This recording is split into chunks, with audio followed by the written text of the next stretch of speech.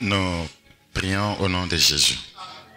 Père Saint, nous voulons te dire merci pour le privilège que tu nous accordes de parler à nos téléspectateurs. Nous prions, Seigneur, que tu utilises ta parole pour leur faire du bien.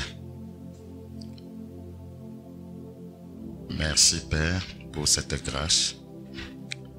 Ce message que nous adressons à tes serviteurs, nous prions que tu les émondes et que tu les amènes à être de plus en plus résilients et à mieux te servir.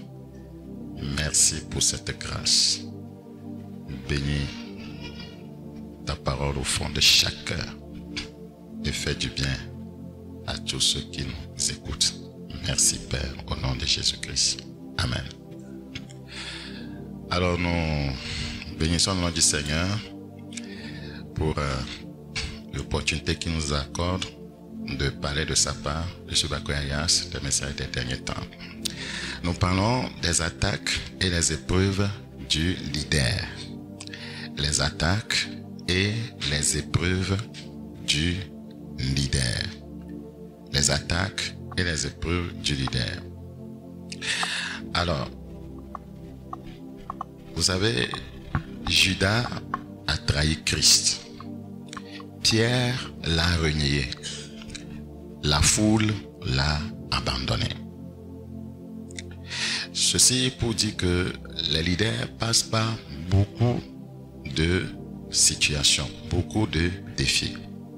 Non seulement ils sont attaqués, ils, sont aussi éprouvés dans leur œuvre par le Seigneur.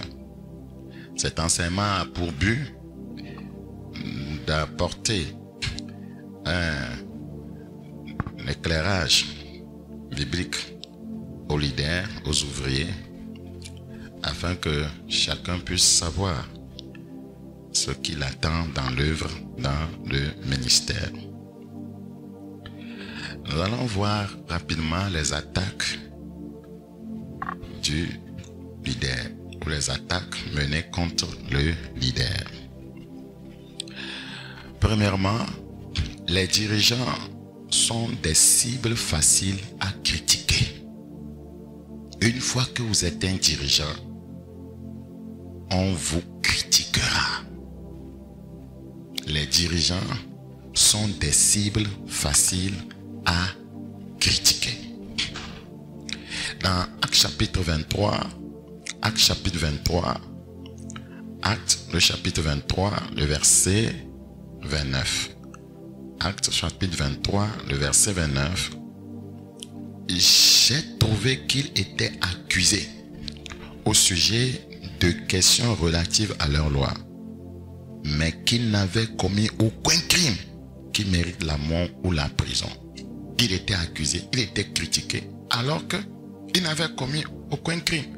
C'est simplement parce que c'est un leader. Il s'agit de Paul. Les leaders sont facilement critiqués. Tout ce qu'ils font, beaucoup, ne l'agréent pas. Et beaucoup qui ne comprennent pas les Écritures se mettront toujours à les critiquer. Et quand on critique un dirigeant, on va même jusqu'à mentir sur son compte. Il faut que les leaders puissent le savoir. Ils sont, des cibles faciles à critiquer. Les gens diront, il aurait dû parler comme ça. Il aurait dû s'habiller comme ça. Il aurait dû faire ceci. Il aurait dû vite intervenir. Les leaders sont des cibles faciles à critiquer. Dans 2 Corinthiens chapitre 6, 2 Corinthiens chapitre 6, le verset 8. 2 Corinthiens chapitre 6, le verset 8. La Bible dit, au milieu de la gloire et de l'ignominie, au milieu de la mauvaise et de la bonne réputation, étant regardé comme imposteur, quoique véridique. Vous voyez, on regarde des fois un dirigeant comme imposteur, alors qu'il est véridique. Il est toujours une cible à critiquer. Dans Matthieu chapitre 9, 34, Matthieu 9, chapitre 34. Matthieu chapitre 9, le verset 34. Matthieu chapitre 9, le verset 34. La Bible dit, mais les pharisiens disent, c'est pas le prince des démons qui chasse les démons. Oh, ce n'est pas vrai. Vous voyez, les dirigeants sont des cibles faciles à critiquer. Tous ceux qui étaient en train de dire ça, vous voyez, pensaient qu'ils avaient raison, mais en fait, ce n'était pas vrai. Ils mentaient. Et beaucoup ont relayé l'information.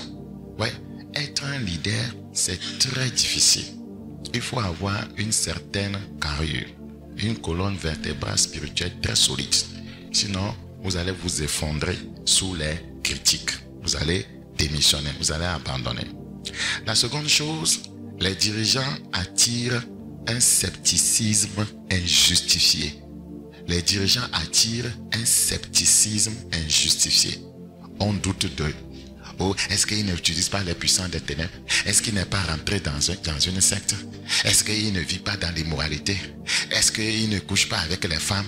Oui, les dirigeants attirent un scepticisme injustifié. Les dirigeants attirent un scepticisme injustifié. Regarde dans Matthieu chapitre 27, 42. Matthieu chapitre 27, Matthieu 27, 42. Est-ce qu'il ne vole pas l'argent de l'église? Matthieu chapitre 27, 42. Matthieu 27, 42. Il a sauvé les autres. Il ne peut se sauver lui-même. Vous voyez, il doute de lui. S'il est roi d'Israël, qui descend de la croix, et nous croirons en lui. Un scepticisme injustifié. En fait, ils ne savent même pas ce qu'ils sont en train de raconter. C'est ça la vie d'un leader. Troisièmement, les dirigeants ne peuvent pas satisfaire toutes les attentes. C'est ce qui fait que, vous voyez, les gens les attaquent, les gens disent n'importe quoi sur eux. Le dirigeant ne peut pas satisfaire toutes les attentes. Il ne peut pas satisfaire toutes les attentes. Dans Jean chapitre 11, le verset 21. Jean chapitre 11, le verset 21. Jean chapitre 11, le verset 21. Marthe dit à Jésus, Seigneur, si tu eusses été ici, mon frère ne serait pas mort. Regardez. Mon frère ne serait pas mort. Parce que tu n'étais pas ici à temps. Tu aurais dû arriver très vite. Les dirigeants ne peuvent pas satisfaire toutes les attentes. Des fois, le leader peut prier pour un malade, il sera guéri. Il peut prier pour un malade, le lendemain on apprend que le malade est décédé. Ouais, ce n'est pas lui qui fait quelque chose, c'est Dieu qui fait cela. Ouais, et on peut commencer à parler mal de lui. C'est lui qui est venu prier. Le lendemain, la personne est décédée. Qu'est-ce qu'il a fait de la personne? Vous voyez, si Dieu ne vous a pas vraiment appelé, ne vous mettez pas dans la posture de dirigeant. Vous allez attraper des maladies cardiaques. Les dirigeants ne peuvent pas satisfaire toutes les attentes. 4. Les dirigeants initient le changement, ce qui rend les gens mal à l'aise. Et les gens commencent à parler d'eux. Pourquoi il a changé les choses? Pourquoi il a les choses, la manière dont on faisait les choses, c'était mieux. Pourquoi il est venu, il a changé le système de vie de l'église, les horaires de l'église. Pourquoi il a changé cela? Les dirigeants initient le changement. On ne peut pas être un dirigeant sans initier les changements. Et quand le dirigeant initie les changements, cela rend les gens mal à l'aise. Des fois, il change de poste aux gens. On commence à parler, à murmurer. Voyez, pourquoi il m'a déplacé de ce poste? Voyez, je me sentais bien à l'aise là-bas. Là où on me met maintenant, moi, je ne vais pas donner mon meilleur. Moi, je ne vais pas travailler. En faisant ça, vous êtes en train, voyez, de vous ériger contre le Seigneur. Parce qu'un dirigeant, voyez, initie toujours, voyez, le changement. 5. Ils font l'expérience de la trahison. Les dirigeants, il n'y a aucun leader biblique, même dans le monde, qui ne fait pas l'expérience de la trahison. Les dirigeants font l'expérience de la trahison, du déni et de l'abandon. Les dirigeants font l'expérience de la trahison, du déni et de l'abandon. Dans Matthieu chapitre 26, le verset 15. Matthieu chapitre 26. Matthieu chapitre 26, le verset 15. Matthieu chapitre 26, le verset 15. Il dit, que voulez-vous me donner et je vous le livrerai. Et il lui payait 30 pièces d'argent. Les dirigeants font l'expérience de la trahison, du déni et de l'abandon. Alors, Pierre a renié Jésus. Judas a trahi Jésus. Les foules l'ont quitté. Si cela est arrivé à Jésus, cela vous arrivera aussi. C'est très important, voyez, de le savoir. Alors, définir les épreuves courantes du leadership peut nous aider à nous y préparer. Je reprends, définir les épreuves courantes du leadership peut nous aider à nous y préparer, ou de moins à ne pas être pris au dépourvu lorsqu'elles font surface. Vous devez le savoir, quand on est en position de leader, voyez, les épreuves viendront, les attaques viendront. Mais vous devez avoir une idée de ces attaques.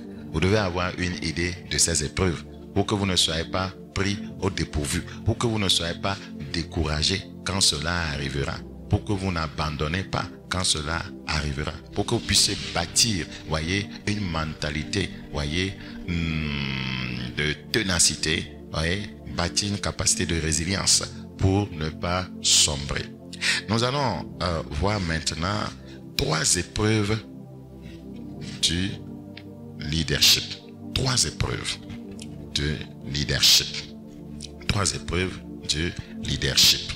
Voyez, et les 3 épreuves du leadership nous parlent tout simplement de notre de 5e point que nous avons vu. Les leaders font l'expérience de la trahison, du déni et de l'abandon. Alors, la première épreuve du leadership ou du leader, c'est la trahison. C'est la trahison. Si vous n'êtes pas passé par cela, sachez que vous n'êtes pas encore un leader. La trahison. 1. La trahison. La trahison procède premièrement de l'infidélité. 1. L'infidélité. Quand on parle de la trahison, cela procède par l'infidélité. Dans 1 Corinthiens chapitre 4, 1 Corinthiens chapitre 4, le verset 2. 1 Corinthiens chapitre 4, le verset 2. Du reste, ce qu'on demande des dispensateurs, c'est que chacun soit trouvé fidèle. Judas n'a pas été fidèle. C'est pourquoi il a trahi son maître. La trahison commence par l'infidélité. Quand quelqu'un commence à être infidèle, il va vous trahir. Quand une femme dans un foyer commence à être infidèle, elle va trahir son mari. Si un mari, voyez, commence à être infidèle, voyez, il va trahir sa femme. La trahison procède par l'infidélité. Deuxièmement, la trahison procède par la duplicité. Les ouvriers, ceux qui travaillent avec les pasteurs, doivent analyser leur vie. Vous commencez à être infidèle à votre pasteur, vous commencez à mener une vie double, vous êtes sur le chemin de la trahison. La trahison procède deuxièmement par la duplicité. 1 Timothée chapitre 3, le verset 8. 1 Timothée chapitre 3. 1 Timothée chapitre 3, le verset 8. 1 Timothée chapitre 3, le verset 8. Les diacres aussi doivent être honnêtes. Ils travaillent avec un leader. Les diacres aussi doivent être honnêtes. Quand on est malhonnête, on est infidèle. Éloigné de la duplicité. Éloigné de la duplicité. La trahison procède par la duplicité. La duplicité, c'est une vie double. Voilà, la duplicité. Troisièmement, la trahison procède par, voyez, l'aide donnée à l'ennemi. Quand quelqu'un veut vous trahir, il aide votre ennemi à vous détruire. Il aide votre ennemi à vous détruire. Quelqu'un prend votre leader, voyez, comme un ennemi et vous pavanez avec la personne vous cogitez avec la personne, vous calomniez votre leader en présence de cette personne, vous voyez qui prend votre leader comme ennemi. Vous êtes sur le chemin de la trahison. Vous êtes sur le chemin de la trahison. Donc, la trahison procède par l'aide donnée à l'ennemi en révélant les secrets. La trahison procède, voyez, par l'aide donnée à l'ennemi, voyez, du leader en révélant les secrets. Nous sommes dans Proverbe chapitre 11. Proverbe chapitre 11. Nous considérons le verset 13. Proverbe chapitre 11, le verset 13. Celui qui répand la calomnie dévoile les secrets. C'est le chemin de la trahison. Celui qui dévoile, qui répand plutôt la calomnie, dévoile les secrets. Mais celui qui a l'esprit fidèle les garde. Quelqu'un qui est loyal, c'est quelqu'un qui est fidèle. La trahison procède premièrement par l'infidélité. Ouais, celui qui répand la calomnie dévoile les secrets. Dévoile les secrets. Nous sommes dans Proverbe 20, le verset 19. Proverbe chapitre 20. Proverbe chapitre 20, le verset 19. Proverbe 20, le verset 19. Celui qui répand la calomnie dévoile les secrets. Ne te mêle pas avec celui qui ouvre ses lèvres. Celui qui ouvre ses lèvres, qui parle beaucoup, voyez, qui répand la calomnie, qui révèle, voyez, à l'ennemi tout ce qui se passe, voyez, au sein, voyez, de sa communauté, ce qui, voyez, se passe entre lui et son leader. Voilà la première épreuve, voyez, du leader. Et ce n'est pas facile pour un leader de constater que, voyez, un de ses membres qu'il croyait lui être dévoué l'a trahi. C'est pourquoi nous appelons ça une épreuve. C'est difficile à supporter. Quelqu'un à qui tu as mis toute ta confiance.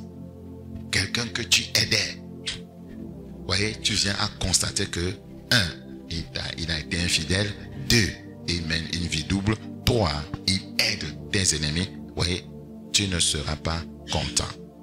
Voilà. Tu ne seras pas content. Je prie le Seigneur de nous aider à ne pas nous retrouver, voyez, dans ces choses-là. Donc, la trahison est une épreuve très dure pour tout leader. Très dure, c'est une épreuve. Très dure, c'est une épreuve.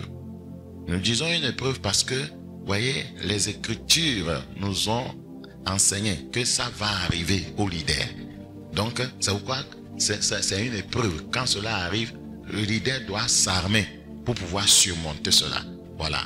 C'est que ça doit arriver. Si cela est arrivé dans le cercle restreint de Christ, de Jésus, cela arrivera aussi, voyez, dans le cercle restreint du leader. 2. Le déni. Deuxième épreuve du leader, c'est le déni. Ici, il s'agit de désavouer son leader. C'est ce qu'on appelle le déni. De désavouer son leader. De le repousser. De rompre la relation. Il y a des gens qui quittent le leader, ils rompent la relation. C'est ce qu'on appelle le déni. Tu fais comme si tu ne l'as jamais connu. Si entre toi et lui, il n'y a jamais eu quelque chose. On appelle ça le déni. Ouais, rompre la relation. Ne pas reconnaître son bienfaiteur. Nous appelons ça le déni.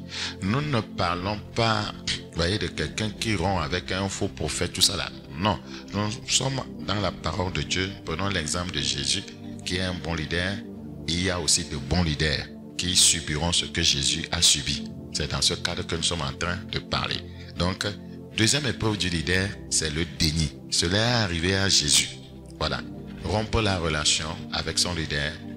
Voyez, ne pas reconnaître son bienfaiteur. Quelqu'un qui t'avait fait du bien, tu ne lui reconnais plus cela. On appelle ça le déni. Et c'est une épreuve du leader. Ça fait très mal. Donc, Pierre a nié avoir connu Jésus. C'est ce qu'on appelle le déni. Pierre sur qui le Seigneur comptait, il a nié, voyez, avoir même connu Jésus-Christ. Nous sommes dans Matthieu chapitre 26. Matthieu chapitre 26. Matthieu chapitre 26.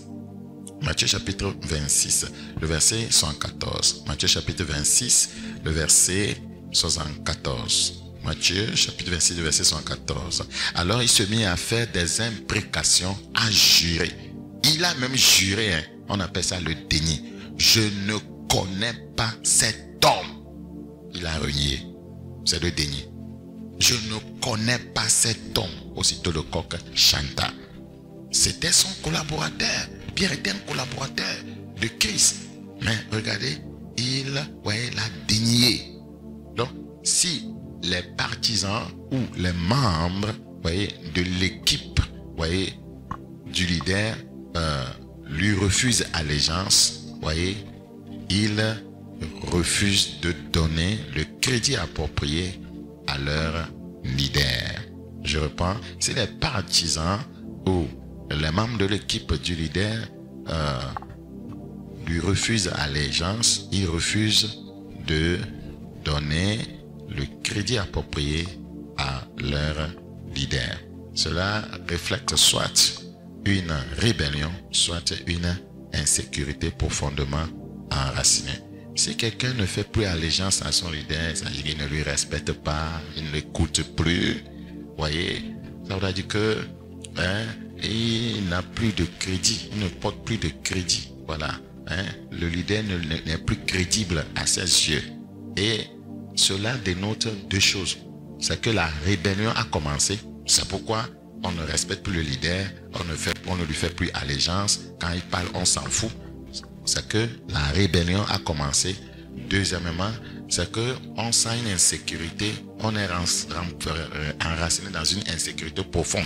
On ne se sent plus en sécurité avec ce leader. Voilà, donc ce n'est pas gratuit. C'est ce que nous appelons le déni. Troisième épreuve du leader, l'abandon. L'abandon. Troisième épreuve du leader, c'est l'abandon. Ici, il s'agit de rebrousser chemin. Il s'agit de rebrousser chemin. Déserter, sortir du groupe. Voilà, se retirer. On appelle ça abandon. Sortir du groupe, déserter, se retirer. Les gens le font sans rien dire. Alors qu'ils sont ouvriers, alors qu'ils sont collaborateurs du leader. Voyez, donc ils désertent. On appelle ça abandon. C'est aussi une épreuve du leader. Ça fait mal. Le leader appelle, la personne ne prend plus. La personne a bloqué même son leader. On appelle ça abandon. Ce sont des épreuves qui font très mal. Et le leader doit être avisé. Le leader doit savoir que c'est comme ça. Voyez, ça, se passe dans le leadership. Nous sommes dans Matthieu chapitre 27. Matthieu chapitre 27. Matthieu chapitre 27. Le verset 20. Matthieu chapitre 27, le verset 20. Matthieu chapitre 27, le verset 20. Les principaux sacrificateurs et les anciens persuadèrent à la foule de demander Barabbas et de faire périr Jésus. Le gouverneur prenant la parole leur dit: lequel des deux voulez-vous que je vous relâche? Il répondit Barabbas. Ils ont abandonné. Toute une foule a abandonné Jésus. Toute une foule a abandonné Jésus. On appelle ça l'abandon. Vous savez, certains suiveurs ou membres de l'équipe du leader peuvent être inconstants ou s'agiter, surtout si les choses se compliquent. Il y a des gens comme ça. Si les choses deviennent difficiles dans le ministère, il y a assez de défis, vous allez voir que les gens commencent à s'agiter et beaucoup deviennent inconstants. Nous sommes maintenant dans Jean chapitre 6, le verset 66. Jean 6, 66. Dès ce moment, plusieurs de ses disciples se retirèrent et ils n'allaient plus avec lui. Vous voyez ce que ce leader a suivi? Plusieurs de ses disciples, les gens étaient ses disciples, les gens le suivaient. Les gens disaient que maître, tu es notre maître, tu es notre lampe, tu es notre lumière. Vous voyez? Et il décide ici de se retirer parce que le maître venait de donner un message qui les défiait. Ils trouvaient que c'est difficile et ils se sont retirés. Il y a des fidèles comme ça. Quand les choses deviennent difficiles, quand il y a beaucoup de choses, vous voyez, des défis devant l'église et le pasteur vient dire, on a tel défi, on a tel autre défi, on doit contribuer tel. Il dit que non, moi, je ne peux plus être ici. On demande trop, vous voyez, et les gens se retirent. Et les gens se retirent. Jésus-Christ a subi cela. Vous voyez, ses disciples se sont retirés. Nous appelons ça l'abandon. Toute une foule, voyez, a abandonné le Seigneur. Donc, il est courant que les gens recherchent les pâturages plus verts. Quand vous êtes leader, vous allez constater des fois, l'église peut être remplie. Vous allez voir des fois, ça se vide. Parce que les gens sont fatigués des anciennes choses. Ils ont appris qu'il y a un nouveau ministère quelque part. Ils ont appris qu'un nouveau ministère de sainteté est sorti. Il y a des gens qui cherchent des nouveautés. Ils quittent. Oui, cela arrive. Si vous êtes leader, vous devez savoir ça. Sinon, vous allez piquer une crise. Vous allez bavarder. Vous allez vous énerver. Vous allez maudire les gens. Matin, midi, soir, quand vous allez vous lever, vous allez les maudire. C'est pourquoi certains pasteurs sont allés jusqu'à dire, si ce n'est pas seulement chez moi, vous venez, vous ne serez pas sauvés. C'est ça. Et parce qu'ils n'ont pas cet enseignement. Ils ne savent pas que c'est comme ça se passe. Donc, les gens recherchent les verts, les pâturages plus verts. Ou simplement plus récents. Ah, est-ce qu'il y a un nouveau ministère? Vous ne constatez pas, quand il y a un nouveau ministère, les gens, tout le monde afflue. Ils ne sont pas stables. Ils ne sont pas convaincus de ce qu'ils sont en train de faire.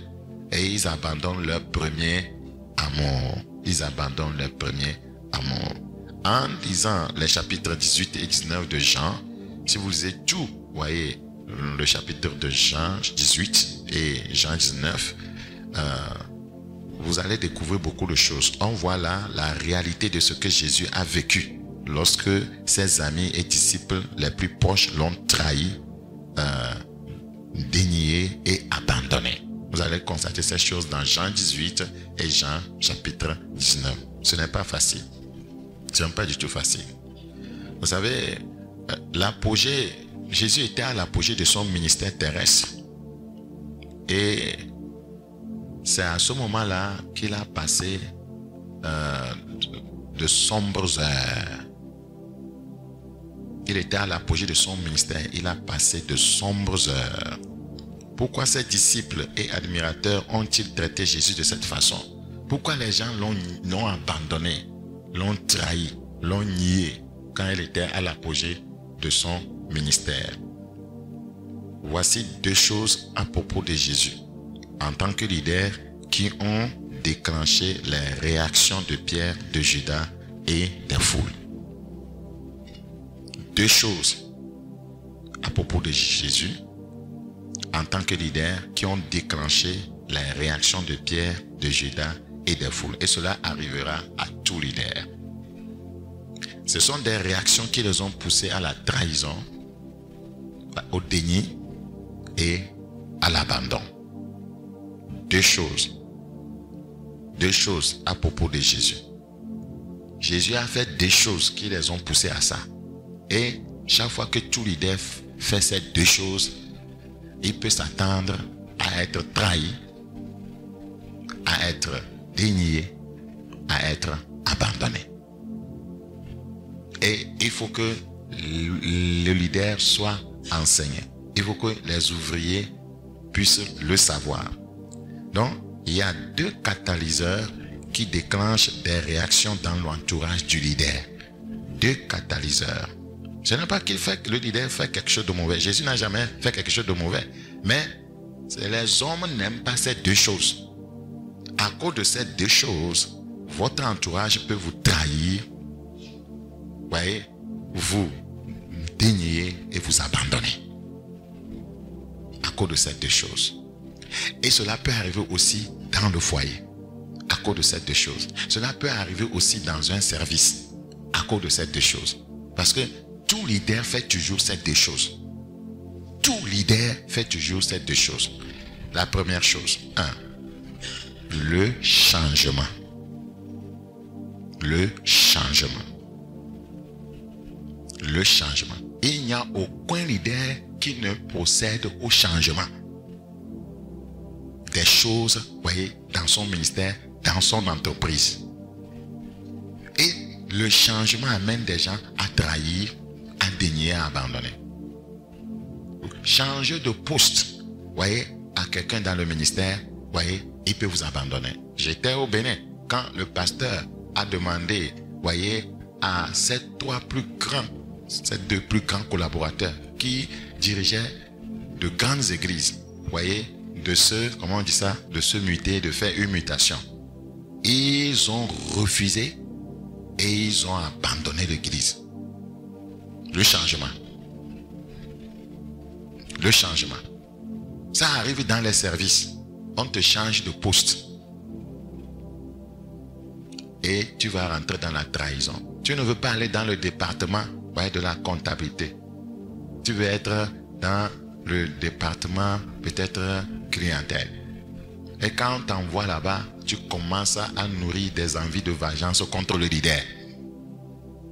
Tu commences à voler les clients. La trahison commence. À cause de quoi? Le changement. C'est ce qui arrive dans les ministères. C'est à cause de ça que les gens ont trahi Jésus, l'ont abandonné, l'ont dénié. Le changement. Dans le mariage de foi aussi, voyez, ton mari possède au changement. Il dit, chérie, nous n'allons plus faire des choses comme ça. Nous allons faire ça de cette manière. Tu commences à t'énerver parce que toi, tu te plaisais dans cette routine. Et tu commences maintenant à trahir ton mari. Les gens vont jusqu'au divorce à cause du changement. Un chef de foyer va entreprendre des changements dans le foyer. Un chef d'entreprise va entreprendre des changements dans l'entreprise. Un leader va entreprendre des changements dans l'église. Il y a des gens qui n'aiment pas les changements. Là où ils sont assis, c'est là-bas qu'ils veulent être. Ils ne veulent pas bouger. Ce que je vous dis, est pratique. On le voit chaque jour. D'autres vont quitter simplement. En lettre de démission, je ne veux plus travailler ici. C'est comme ça que les gens font à l'église. S'il vous plaît, je ne veux plus rester dans l'église. C'est à cause du changement. Peut-être il a un frère dans l'église comme ennemi. Et la place qu'il occupait, on a donné cette place à ce frère, on l'a amené ailleurs. C'est fini. Vous savez, les gens posent des actions pensant que le Saint-Esprit ne nous a pas éclairés dans la Bible. Tout leader a avisé. Les actes que vous posez là, nous savons ce qui se passe. Nous savons ce qui se passe. Vous ne pouvez pas dribbler la lumière. Vous avez une fois vu les ténèbres dribbler la lumière? Les ténèbres ne dribblent pas la lumière. La connaissance vous expose. La connaissance vous expose. Le changement. Jésus avait procédé au changement. C'est ça qui a causé cela. Regardez, Jésus n'est pas venu pour améliorer une religion mourante. Il n'était pas venu pour améliorer une religion. Il est venu pour la changer. Il est venu pour la changer. Jésus est venu, il ne voulait plus du judaïsme. Vous comprenez? Il est venu pour changer cela. Il est venu pour changer la tradition. Vous vous rappelez? Le Saint-Esprit nous conduit dans Marc. Peut-être quelqu'un va se rappeler du passage. Le Seigneur qui dit qu'ils ont abandonné la parole de Dieu au profit de la tradition. Le verset 8. Vous abandonnez le commandement de Dieu et vous observez la tradition des hommes. Donc, Jésus est venu pour qu'il n'y ait plus la tradition des hommes. Donc, les gens sont accoutumés à quelque chose. La tradition, ils sont dans la routine, ils sont dans les rituels. Maintenant, Jésus paraît, il veut changer cela. Ça va causer quoi? La trahison, le déni et l'abandon. Et l'abandon. Il leur dit encore, vous anéantissez fort bien le commandement de Dieu pour garder votre tradition. Il est venu pour apporter des changements. C'est ce qui lui a valu toutes ces persécutions. Les gens n'aiment pas le changement. Les foules n'aimaient pas le changement. Les gens n'aiment pas le changement. Vous connaissez nos vieilles mamans, elles n'aiment pas le changement. Si vous avez un vieux papa, vous allez voir que, voyez, la voiture que nous appelons, voyez, crapaud, à Popolito, vous allez voir un vieux papa, c'est ce qu'il veut. Le moteur peut se gâter n'importe comment. Papa va demander qu'on cherche ça, voyez, en Belgique. Il est habitué à conduire le crapaud. On appelait ça Akpoklobito. C'est rare maintenant de voir ces voitures, sinon vous devez aller dans un musée. Donc, Jésus est venu pour le changement. Donc, les leaders par nature sont des catalyseurs de changement. Vous devez le savoir. Les ouvriers doivent le savoir. Les membres de l'église doivent le savoir. Les leaders par nature sont des catalyseurs de changement. J'ai eu des problèmes dans le ministère parce que j'ai apporté certains changements. Certains changements. D'autres ont aimé la routine. On dit que bon, nous allons maintenant, voyez, avoir un bâtiment à Tchévier, nous allons faire ceci. D'autres, ça ne les plaisait pas. Le changement, on va nous demander de donner. On va nous demander d'investir. Des avares dans l'église. Ils ne pensent qu'à eux-mêmes. Donc, les leaders par nature sont des catalyseurs de changement. Mais lorsque vous essayez d'apporter des changements, vous défiez la sécurité des gens. Parce qu'ils sont dans leur confort. Ils se sentent sécurisés dans ce qu'ils sont. Ils ne veulent pas bouger. Or, le Saint-Esprit est un esprit qui bouge, de changement, d'innovation.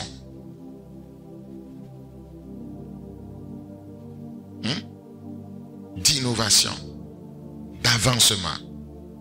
Quand vous essayez d'apporter des changements, vous défiez la sécurité des gens. Les gens s'habituent à la façon dont les choses sont. Ils trouvent leurs identités dans la façon dont les choses sont faites. Par conséquent, il est courant que des émotions négatives, parfois très haineuses, se déchaînent contre celui qui apporte le changement. C'est ce que Christ a vécu. C'est ce que Christ a vécu. Judas, pour lui, donc, on ne doit pas gaspiller, voyez, le parfum là. On doit vendre ça. Et connaissant le prix du parfum. Ou quand on met le parfum sur le pied de Jésus. Lui, il maîtrise bien le commerce. Il ne veut pas sortir du commerce. Si on gaspille le parfum, comment est-ce qu'il va continuer avec son entreprise commerciale? Il n'était pas prêt au changement. Et ceux qu'il est parti voir pour trahir Jésus n'étaient pas aussi prêts au changement. Donc ceux qui ne sont pas prêts au changement font toujours des coalitions pour s'attaquer, pour nuire aux leaders qui apportent le changement. Vous vivez ça dans le foyer. Monsieur sort, il commence à changer les choses. Il dit que maintenant on va faire ça, les choses de cette manière. Vous allez voir le visage de maman. Ça va ressembler exactement à la voiture dont nous parlons à Akpoklobito.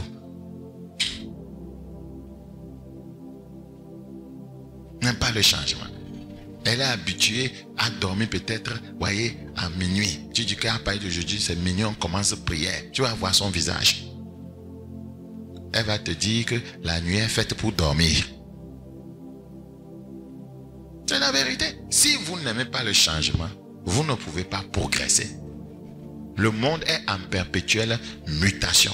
C'est pourquoi les choses progressent. C'est pourquoi les choses progressent. Les choses ne progressent pas dans certains pays. Voyez, parce que les leaders n'aiment pas quoi? Le changement. Le changement. Et quand vous n'aimez pas le changement, attendez-vous à la trahison. Attendez à ce que les gens désertent votre rang. Attendez à ce que les gens vous abandonnent, s'insurgent contre vous. Praise the living God. Je prie le Seigneur qui nous aide à comprendre ces choses. Christ est venu pour changer une religion mourante. Pour changer une religion mourante. Dans Psaume 55, le verset 20, Psaume 55, le 20. Psaume, chapitre combien? Psaume, chapitre 55. Psaume, chapitre 55, le verset 20. Psaume 55, le verset 20. La Bible dit,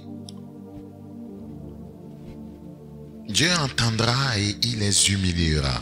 Lui qui de toute éternité est assis sur son trône, car il n'y a point en eux de changement. Et ils ne craignent point Dieu. Ceux qui n'aiment pas le changement ne craignent pas Dieu.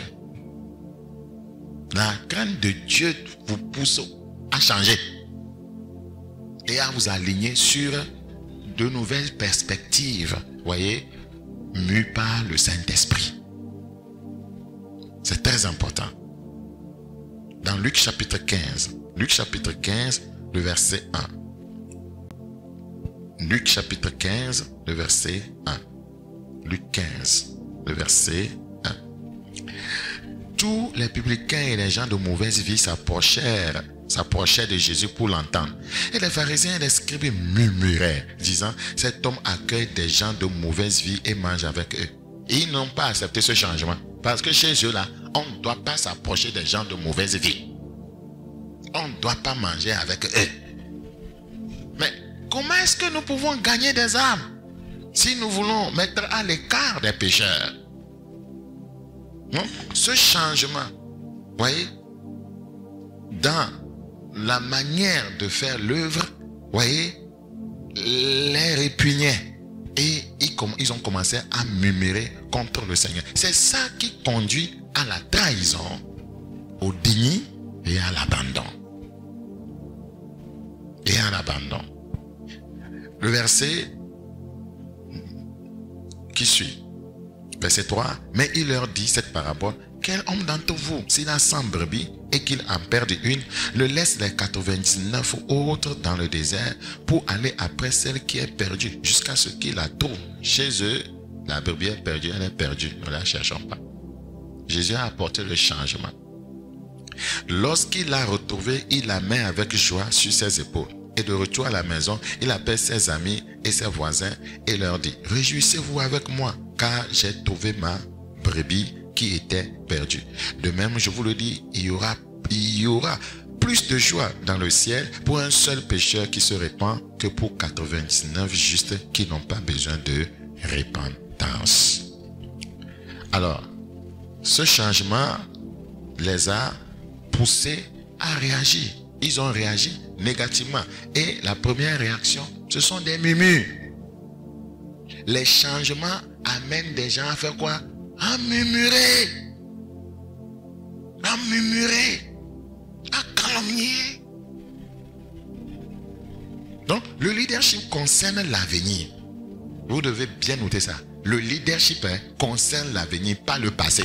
Il n'y a pas de leader qui ne veut pas avancer, qui ne veut pas que son entreprise, voyez, soit, comment on dit ça, en phase avec, voyez, les nouvelles technologies. Donc, le leadership concerne l'avenir, pas le passé. Les leaders agissent comme un pont vers une nouvelle voie. Un pont vers une nouvelle voie. Par exemple, si vous avez l'habitude, voyez, d'enregistrer les messages sur un CD et de les distribuer. Et aujourd'hui, c'est l'Internet, c'est clé USB. Vous allez dire que non, c'est les CD que vous allez utiliser dans cette église. Mais est-ce que ça va marcher? Il faut le changement. Ce n'est pas un péché que de porter l'évangile au travers des médias. Donc, une fois que ces changements n'altèrent pas la parole de Dieu, ces changements, voyez, ne vous amènent pas à entrer dans le rang ennemi, mais il faut, voyez, suivre des changements, voyez, pour pouvoir évoluer dans l'œuvre, dans son entreprise, dans son foyer. Très important. Donc, les leaders agissent comme un pont vers une nouvelle voie. Nous sommes maintenant dans Ésaïe chapitre 43, le verset 18. Ésaïe chapitre 43, le verset 18. Ésaïe 43. Ésaïe chapitre 43. Ésaïe chapitre 43, le verset 18. Ésaïe chapitre 43, le verset 18. Ne pensez plus aux événements passés. Le leadership, voyez, concerne l'avenir. Et ne considérez plus ce qui est ancien. Dans Philippiens chapitre 3, le verset 13. Philippiens chapitre 3. Philippiens chapitre 3, le verset 13. Philippiens chapitre 3, le verset 13. Frère, je ne pense pas l'avoir saisi, mais je fais une chose oubliant ce qui est en arrière. On doit avancer et me portant vers ce qui est en avant. Je cours vers le but pour, remporter le prix de la vocation céleste de Dieu en Jésus-Christ. Pour avancer, il faut opérer des changements. Il faut opérer des changements. Dans Apocalypse chapitre 21, parce que vous devez constater, analyser ce qui vous empêche d'évoluer. Et une fois vous découvrez ce qui vous empêche d'évoluer, vous devez opérer quoi? Des changements pour pouvoir évoluer dans votre entreprise, dans votre foyer, dans le ministère. Vous n'allez pas rester là-bas dans le statu quo, toujours les mêmes choses, mais ça n'évolue pas et vous ne voulez pas opérer des changements. Ce n'est pas normal. Dans Apocalypse chapitre 21, Apocalypse chapitre 21, Apocalypse chapitre 21, Apocalypse chapitre 21, le verset 5. Apocalypse chapitre 21, le verset 5. Et celui qui était assis sur le trône dit, voici, je fais toutes choses nouvelles. Je fais toutes choses nouvelles. Et il dit et écrit, car ces paroles sont certaines et véritables. Donc, vous savez, les personnes même qui sont appelées à guider les autres vers l'avenir sont souvent celles qui sont crucifiées pour cela. Je reprends, les personnes même qui sont appelées à guider les autres ou qui guident les autres vers l'avenir sont souvent celles qui sont crucifiées pour cela. Vous voulez aider les gens, vous voulez les amener, à un avenir plus radieux, ils vont vous crucifier, ils vont vous trahir, ils vont essayer de vous détruire, ils vont essayer de vous calomnier. Ceci est courant partout. Partout. Donc, c'est le premier catalyseur, qui avait déclenché des réactions, contre Christ, le leader. C'était le changement qu'il a apporté. Nous allons voir, la deuxième chose qui a suscité des réactions, vis-à-vis de Christ, c'est le défi. Un leader défie les gens. Et il y a des gens qui n'aiment pas de nouveaux défis. Il y a des gens qui n'aiment pas de nouveaux défis. Ils vont vous abandonner. Ils vont couper les ponts avec vous. Nous n'allons pas être dans ce nouveau défi.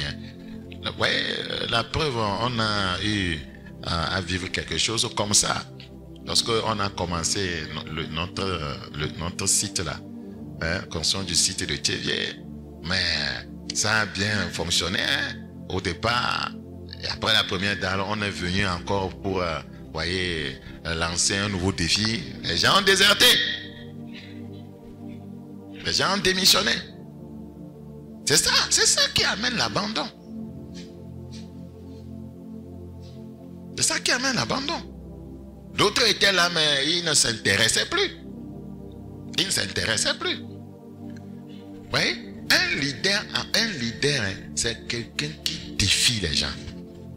Vous, dans votre entreprise, dans votre société, votre leader ne vous défie pas. Voici de nouveaux objectifs à atteindre. Nous avons de nouvelles perspectives en vue. Et on défie les gens au travail à pouvoir donner leur tout, leur meilleur pour relever le défi. Il y a des gens qui démissionnent. Je suis fatigué. Les efforts que moi je fais dans cette entreprise, combien je gagne? C'est quoi 50 000 francs? Je ne suis plus dedans. Et c'est la démission. Ou bien on reste, on te trahit. On reste, on vole. On reste, on te calomnie. À cause du défi. À cause du défi. Voilà ce qui se passe dans le ministère. Même dans, les foyers, dans les entreprises. Le défi. Les dirigeants sont parfois trahis et abandonnés en raison des implications coûteuses de ce qu'ils demandent à leurs partisans, à leurs suiveurs. Je reprends. Les dirigeants sont parfois trahis abandonner en raison des implications coûteuses de ce qu'ils demandent à leurs partisans. La nouvelle vision peut nécessiter un ajustement du style de vie ou un changement dans le caractère des suiveurs. C'est ce que les gens n'aiment pas. Le leader vient avec une nouvelle vision. Et cette nouvelle vision demande des amendements. Un prix à payer. Un prix à payer. Par exemple, dans le ministère, le leader amène une vision d'évangélisation peut-être par mois. Et vous savez que l'évangélisation est, est un ministère très coûteux. Voilà, il y a un membre qui gagne 100 000. Et on dit que chaque mois, au cours de l'évangélisation, on doit faire des efforts pour pouvoir louer les chaises. Il voit qu'il y a un nouveau défi. Il fait quoi? Il abandonne. Il démissionne. 100 000 c'est à cause du défi. Le leader, c'est tout ça là. Mais si on aime Dieu, si on sait que c'est l'œuvre de Dieu, c'est lui qui nous a mandaté de gagner des âmes, si on sait que c'est lui qui nous bénit, si on sait que ce que nous avons c'est pour lui, si on a renoncé à soi-même, on vit le renoncement. Si on s'est consacré à Dieu ce que nous avons, voyez, nous le dédions à Dieu, nous savons que c'est pour lui. On ne peut pas réagir comme ça. En fait, beaucoup ne sont pas avec Jésus. Chacun vient dans une assemblée pour chercher ses intérêts et non ceux de Christ. Il y a un passage biblique qui le dit clairement. Ils cherchent leurs intérêts et non ceux de Christ. Il y a des gens, c'est leur devise. Si mon intérêt n'est pas en jeu, vous ne me verrez pas dans cette affaire. Une fois que c'est l'intérêt de Dieu qui est en jeu, et que le leader, voyez, va jouir aussi d'un tel intérêt, vous ne verrez pas me mettre dedans. C'est la vérité. C'est la vérité. La nouvelle vision, je reprends, peut nécessiter un ajustement de style de vie. Des fois, c'est le style de vie. Et les gens ne veulent pas changer. Donc, le défi de changer, voyez, peut les amener à abandonner, à vous trahir. Il y a des gens qui ont quitté, voyez, plusieurs assemblées comme ça parce qu'ils ont été mis au défi de changer. Il y a des gens qu'on a appelés publiquement, on les a disciplinés pour la fornication, l'adultère, et on les a défiés de changer. Ils quittent. Ils quittent. On peut défier la chorale, voyez, de mieux faire, pas des remontrances. Ça n'a pas marché. Les gens s'énervent, disent que moi je ne veux pas faire, je vais sortir de là. Il y a des gens qui mijotent ça dans le cœur. Comment je vais faire pour sortir de la chorale là? Parce que les défis sont énormes. On ne sait pas que c'est pour Dieu qu'on travaille. On pense que c'est pour le leader. C'est ce qui est arrivé à Jésus. C'est à cause de ces deux choses que les gens l'ont trahi, déçu, abandonné, dénié. Le changement, le défi. Nous allons voir dans Jean chapitre 6. Jean chapitre 6. Jean chapitre 6. Jean chapitre 6, le verset 60. Jean chapitre 6, le verset 60. Plusieurs de ses disciples, après l'avoir entendu dire, cette parole est dure, qui peut l'écouter? Ce que la parole leur demandait de faire, c'était un défi. Et ils vont l'abandonner.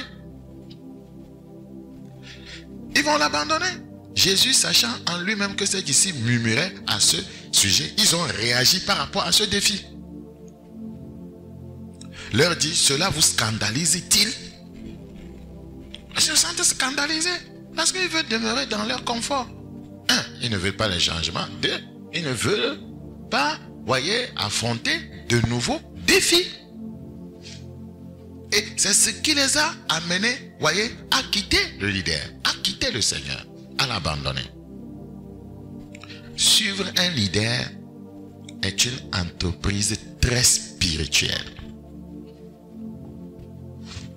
Suivre un leader est une entreprise très spirituelle. Suivre un leader est une entreprise très spirituelle. Et les efforts spirituels pour suivre un leader signifient la croissance personnelle. Si vous ne croissez pas dans le Seigneur, si vous ne maturez pas, vous ne pouvez pas suivre un leader. Vous ne pouvez pas suivre un leader. Je me rappelle, il est dit sur un leader contemporain, quand il vient en réunion avec ses collaborateurs, par exemple, il peut amener 2 projets, un très difficile et un très facile. Quand tous les collaborateurs vont parler du projet facile, il va prendre le difficile. Parce que ce qui est facile ne vous permet pas, voyez, de mûrir. Si vous voulez rester toujours dans la facilité, vous n'allez pas grandir. Quelqu'un qui se prépare pour aller à un combat de boxe et dans ses préparatifs, il ne soulève que chaque fois une chaise. Avec chaise que lui fait son sport. Et il ne veut pas aller vers le fauteuil, le canapé. Est-ce qu'il va avoir assez de force pour mûrir dans sa carrière? Ce n'est pas possible. Nous n'aimons pas les défis. Nous n'aimons pas quelque chose qui va nous déranger. Nous voulons être à l'aise. Le mariage est aussi comme ça. On veut se marier, aller se coucher, avoir un cuisinier, une cuisinière, ne rien faire, dormir, nacnaïser seulement, regarder la télé, les feuilletons, et dans vos rêves. Ce n'est pas avec M. Balungu.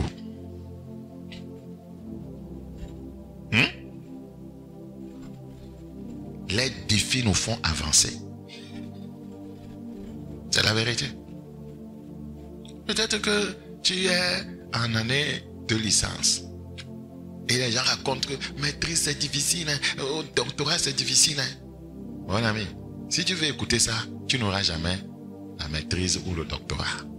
Tu vas dire que ce qui est difficile est un défi. Et c'est seulement les hommes qui relèvent quoi? Les défis. Or, dans le mystère, nous avons le Saint-Esprit. Quand un nouveau défi se pose, ce défi, voyez, revient à être relevé par le Saint-Esprit si nous collaborons avec lui. Point n'est besoin de murmurer. Ce sont des gens charnels qui murmurent quand il y a un nouveau défi. Ils ne croient pas que Dieu peut les aider. Si c'est un défi financier, ils ne croient pas que Dieu peut les bénir. Ils ont leurs yeux sur leurs 50 000 francs qu'ils gagnent. Ils ne veulent pas aller s'agenouiller pour prier, pour dire Seigneur aide-moi. C'est pourquoi ils abandonnent. Mais ceux qui aiment relever les défis, Seigneur je n'ai rien, mais ce projet doit être réalisé. Voilà des gens que Dieu cherche. Ce n'est pas ces gens qui vont commencer à contaminer le reste des gens. On fait trop, on fait trop. L'autre fois on a fait ceci. Pourquoi on parle encore de ceci? Ouais, ce n'est pas dans mon budget. Moi je n'ai pas fait ce budget-là. Avec Dieu, toi tu parles de budget.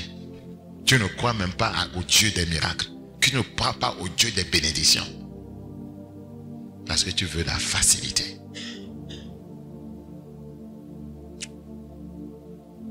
Un leader défie toujours. Un leader, c'est quelqu'un qui est appelé toujours à relever de nouveaux défis. À gagner de nouveaux terrains. C'est ça un leader. Regardez les leaders, voyez, dans le monde. Quelqu'un qui crée une entreprise, il cherche à créer une autre dans une autre ville.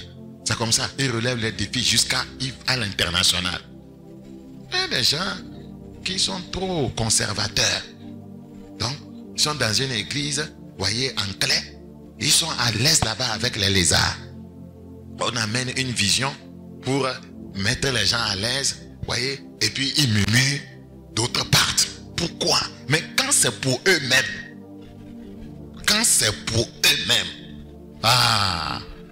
vous penserez être dans un hôtel situé non loin de Sorbonne.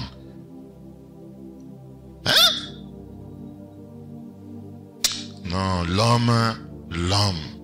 Hébreux chapitre 5. Hébreux chapitre 5,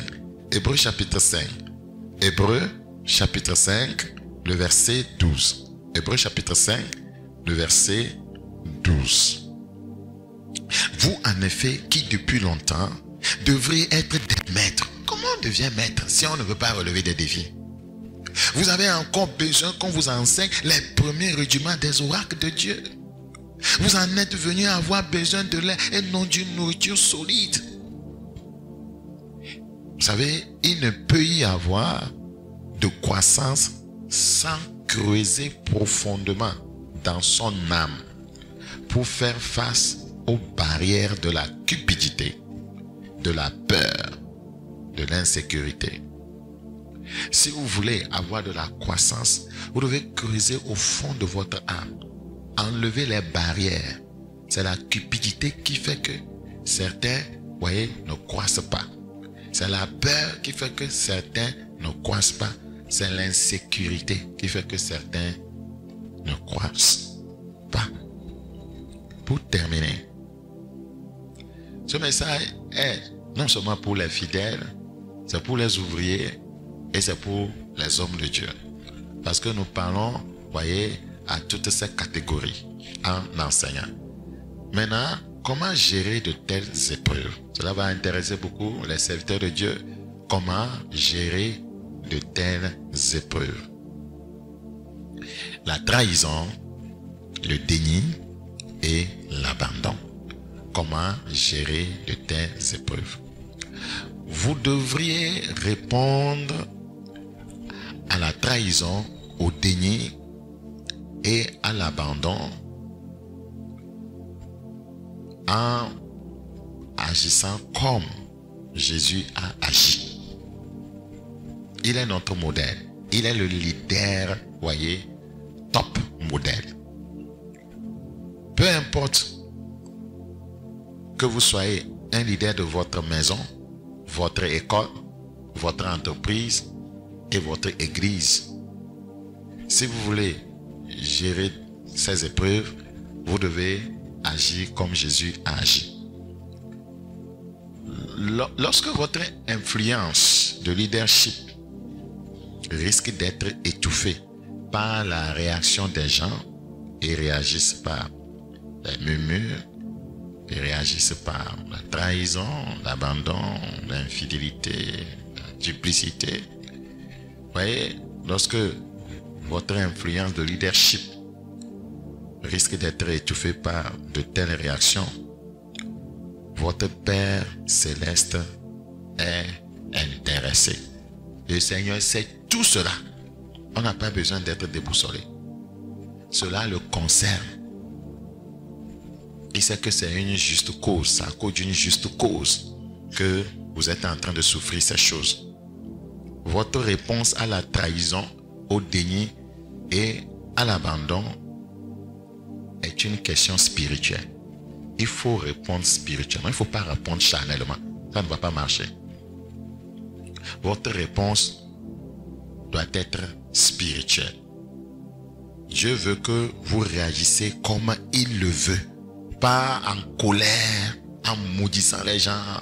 Dieu veut que vous réagissez comme il le veut. Regardons dans Proverbe chapitre 26, le verset 4. Proverbe chapitre 26, le verset 4. Proverbe 26, le verset 4. Jésus a fait 4 choses en réponse à ce qui lui était arrivé. Lisons d'abord Proverbe chapitre 26, le verset combien? 4. Ne réponds pas à l'insensé selon sa folie. Ceux, voyez, qui réagissent par la calomnie, la trahison, l'abandon, le déni, ils sont quoi? Des insensés. Ils sont des insensés. ne répond pas à l'insensé selon sa folie. C'est de la folie. De peur que tu ne lui ressembles toi-même. Donc Dieu ne veut pas qu'on ressemble à ces gens-là. Il veut qu'on prenne de la hauteur. Jésus n'était pas entré dans leur jeu. Sinon, il pouvait tuer les gens, maudire les gens, commander le feu de les consumer. Vous savez, les fils, comment on les appelait? Boanerges ou bien comment? C'est ça, non? Ouais, ils n'ont pas supporté ça. Dans un bourg, ils ont dit qu'ils vont commander le feu. Les gens là ont réservé un mauvais accueil à Jésus. Qu'ils ne tolèrent pas ça. Et effectivement, s'ils invoquaient le feu, les gens allaient brûler. Comme si, Israël venait de lancer une bombe, sur Iran. Jésus a dit, mais vous ne savez pas de quel esprit vous êtes animés. Nous n'allons pas rentrer dans ce jeu. Nous n'allons pas répondre à l'insensé selon sa folie. Nous allons prendre de la hauteur. Un tel caractère construit un ministère, construit un foyer, construit une entreprise. Ne pas rentrer dans le jeu des détracteurs. Prenez de la hauteur. Réagissez comme Jésus. Qu'est-ce que Jésus a fait? 1. Ces genres d'épreuves ne doivent pas vous empêcher, de faire ce que Dieu vous demande. Christ a persévéré. Persévérance. Jésus est resté fidèle à lui-même. Restez fidèle à vous-même. Nous sommes dans Jean chapitre 18. Jean chapitre 18. Jean 18. Jésus répondit, je vous ai dit que c'est moi. Si donc c'est moi que vous cherchez, laissez aller ceci. C'est moi. Jésus est resté fidèle à lui-même. Il n'a pas essayé de se renier lui-même, de camoufler quelque chose. S'il vous plaît, bon, j'ai compris maintenant. Bon, les changements que j'opère, je vais laisser ça. Ne me faites plus. Mais c'est moi. C'est moi. C'est moi. Ce que je fais, c'est ce que je fais. C'est ce que Dieu m'a dit de faire. Vos persécutions, vos menaces ne peuvent pas m'amener à changer de trajectoire. C'est moi. Il a assumé jusqu'à la fin. C'est ce qu'il a fait. Deuxièmement, Christ a cherché la paix. La paix. La paix. La paix. Quand vous êtes trahi, dénié, abandonné, ne rentrez pas en guerre avec ceux qui vous ont, causé ces torts. Cherchez la paix. C'est pourquoi quand quelqu'un revient, moi, je ne le rejette pas. La paix. Jésus a pardonné à ses ennemis. Au verset 11 de Jean chapitre 18, le verset 11 de Jean chapitre 18, Jésus dit à Pierre, remets ton épée dans le fourreau. Ne boirai-je pas la coupe que le Père m'a donnée à boire? Voyez? Donc les disciples, eux, ne voyaient pas la chose de cette manière. Donc Jésus était en train de leur enseigner le leadership par ces phrases-là. Mais remets ton épée dans le fourreau. Ce n'est pas parce qu'ils nous font du mal qu'on va leur faire aussi du mal. Mais recherchons la paix. Ton épée peut être ta parole. La parole de malédiction que tu vas libérer contre ces gens. Mais remets ton épée sur la parole. Vous savez, il y a un homme de Dieu qui a fait une expérience pour montrer que Dieu n'aime pas qu'on touche à un de ses soins. Vous savez ce qui s'est passé? Il faut être sûr que tu es loin d'avoir affaire de faire l'expérience-là. Il a appelé un fidèle dans l'assemblée et lui dit, de faire comme il le gifle. Le fidèle avait peur. Il dit que non, c'est expérience. Et puis il a expliqué certaines choses. Ouais. Il voulait expliquer ce que la Bible dit quand quelqu'un te gifle à la joue gauche, de lui donner la joue droite. Après, il demande maintenant, vous savez que l'Esprit de Dieu dit qu'on ne touche pas impunément un homme de Dieu. Maintenant, que ta main touche ma joue. Que ta main touche ma joue. Maintenant, tu es comme l'ennemi quoi. Maintenant, que ta main touche ma joue. Et quand il a mis sa main, le Saint-Esprit l'a pris et l'homme de Dieu criait, papa, ne le frappez pas, c'est moi qui sais l'espérance, c'est l'espérance. Les anges étaient là pour le frapper.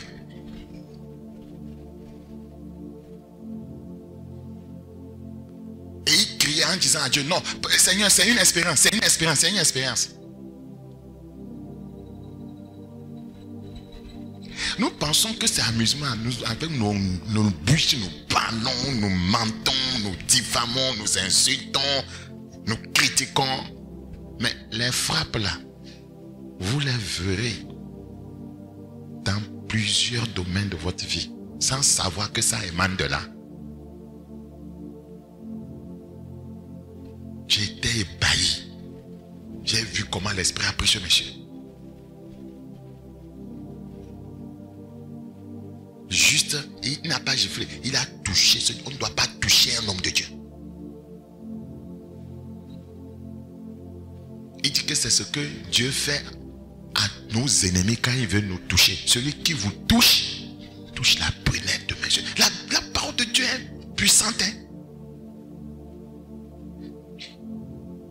C'est quand nous vivons des vies anti-scripturaires que nous ne voyons pas la puissance de Dieu. Quelqu'un qui est sérieux. C'est pourquoi on dit on ne s'amuse pas avec n'importe quel homme de Dieu. Vous allez avoir des problèmes. Vous allez avoir des problèmes. Donc, Jésus a dit à Pierre ici, remets ton épée dans le fourneau. Ton épée peut-être ta parole que tu vas prononcer. Et cela va arriver. Donc, recherchons la paix. Donc, ça veut dire que Jésus venait de pardonner à ses ennemis. Il venait de leur pardonner. Celui qui pardonne recherche la paix. Le verset 36. Le verset 36. Le verset 36. Mon royaume n'est pas de ce monde. Répondit Jésus.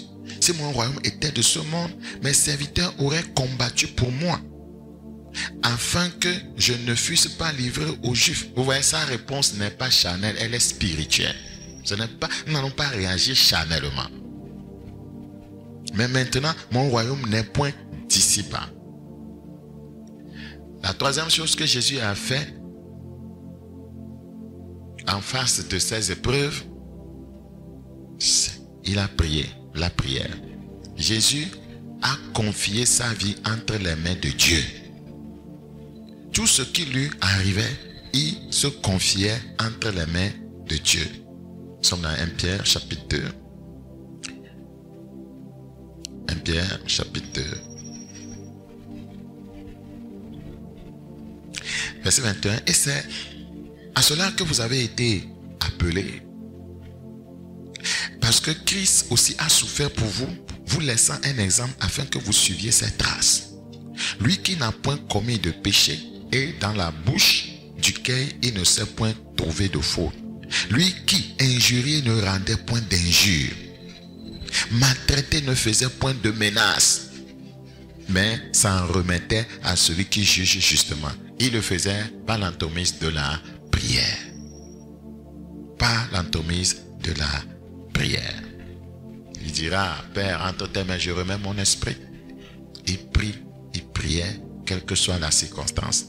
La dernière chose, avant de m'arrêter, que Jésus, voyez, a fait en face de ces épreuves, c'est-à-dire la trahison, le déni et l'abandon, il a poursuivi l'œuvre. Il n'a pas dit, comme ils m'ont abandonné, je m'arrête. Non, un leader, vous pouvez l'abandonner, le quitter, couper les ponts avec lui. S'il est un vrai leader, lui il continue. Lui il continue. Dieu enverra des remplaçants. C'est comme ça. Lui continue. Judas a quitté. Mais Matthias est arrivé.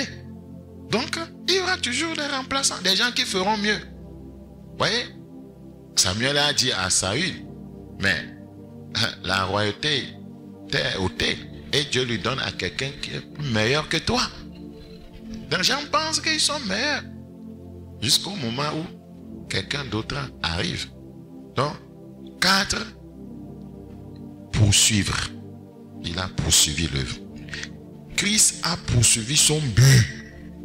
Les trahisons, les attaques, les épreuves, le déni, l'abandon ne doivent pas vous amener à ne pas poursuivre vos objectifs.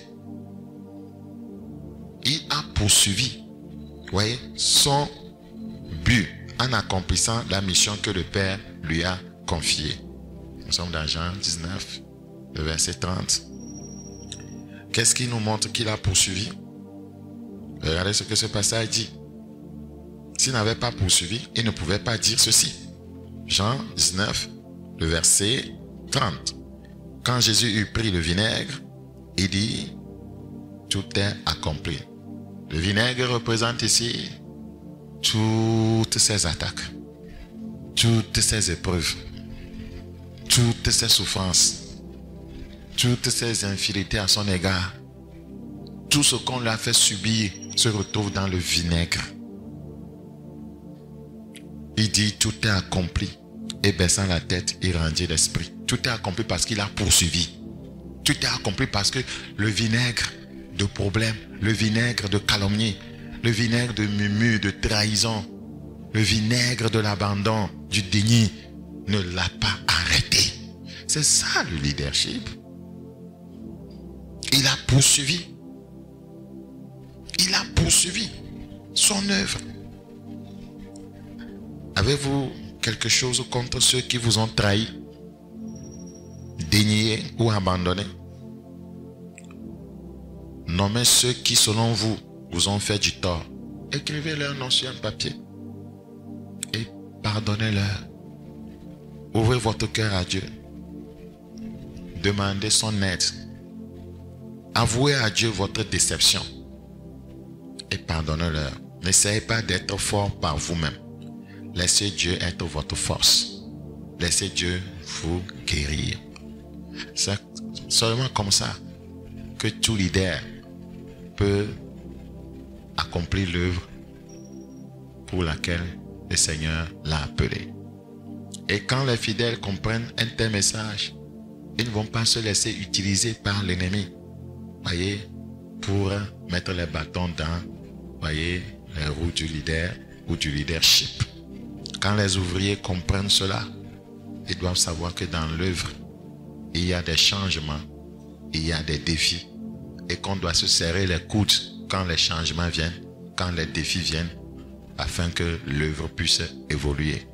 Et le Seigneur, dans sa grâce, nous récompensera pour avoir tenu bon et pour l'avoir servi. Nous arrêtons avec Exode 15, le verset 2. Exode chapitre 15, Exode chapitre 15, Exode chapitre 15, le verset 2. L'Éternel est ma force et le sujet de mes louanges. Nous ne pouvons pas, voyez, nous en sortir par nous-mêmes. Nous avons besoin de Dieu afin qu'il puisse nous donner la force pour supporter les attaques, les épreuves, voyez, et continuer l'œuvre comme cela se doit. L'Éternel est ma force et le sujet de mes louanges. Père, ta parole a été enseignée, qu'elle construit dans chaque leader un esprit résilient et qu'elle amène chaque membre de l'Église à ne pas tomber dans la piège de l'ennemi et que cela amène les ouvriers, les collaborateurs des leaders à être soudés afin que l'œuvre de Dieu avance sur la terre des vivants. Merci pour cette grâce au nom de Jésus-Christ. Amen.